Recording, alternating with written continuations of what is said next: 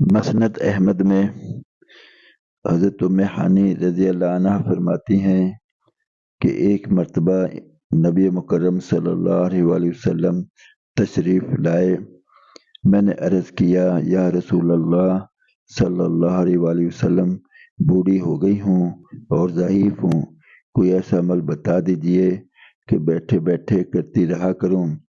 نبی مکرم صلی اللہ علیہ وآلہ وسلم نے ارشاد فرمایا، سبحان اللہ 100 مرتبہ پڑھا کرو، اس کا ثواب ایسا ہے گویا تم نے 100 غلام عرب آزاد کیے، اور الحمدللہ 100 مرتبہ پڑھا کرو، اس کا ثواب ایسا ہے گویا تم نے 100 گھوڑے بمائے سامان لگام وغیرہ جہاد میں سواری کے لیے دے دیے۔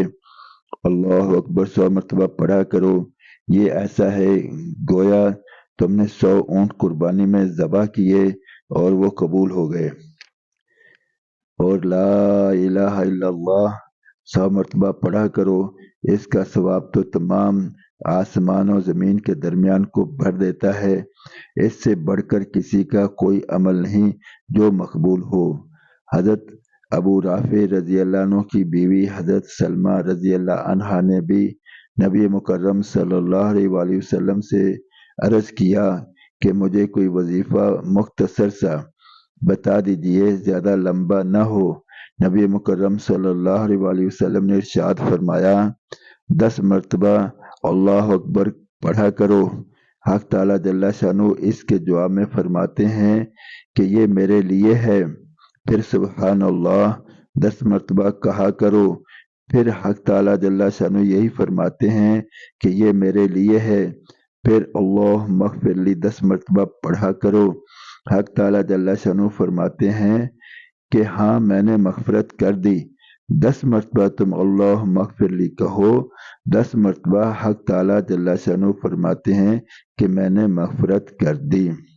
دیکھیں ضعفاء اور بوڑھوں کے لیے، بالخصوص عورتوں کے لیے کس قدر سہل اور مختصر چیز خاتم الانبیاء والمرسلین صلی اللہ علیہ وآلہ وسلم نے تجویز فرما دی۔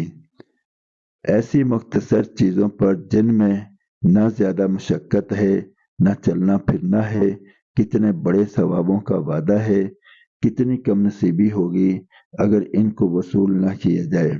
حضرت ام سلیم رضی اللہ عنہا کہتی ہیں، میں نے رسول پاک صلی اللہ علیہ وآلہ وسلم سے عرض کیا، کوئی چیز مجھے تعلیم فرما دیجئے جس کے ذریعے سے نماز میں دعا کیا کروں۔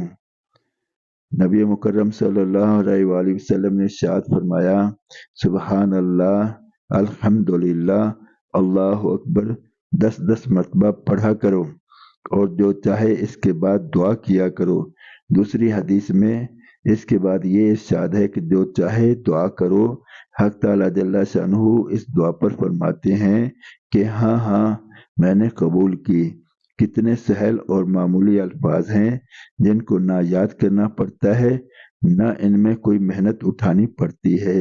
دن بھر ہم لوگ بیکار باتوں میں گزار دیتے ہیں، تجارت کے ساتھ دکان پر بیٹھے بیٹھے یا کھیتی کے ساتھ زمین کے انتظامات میں مشغول رہتے ہوئے یا دوسرے کام کاج کرتے ہوئے اگر زبان سے ان تسبیحوں کو پڑھتے رہیں تو دنیا کی کمائی کے ساتھ ساتھ آخرت کی بڑی دولت ہاتھ آئے گی۔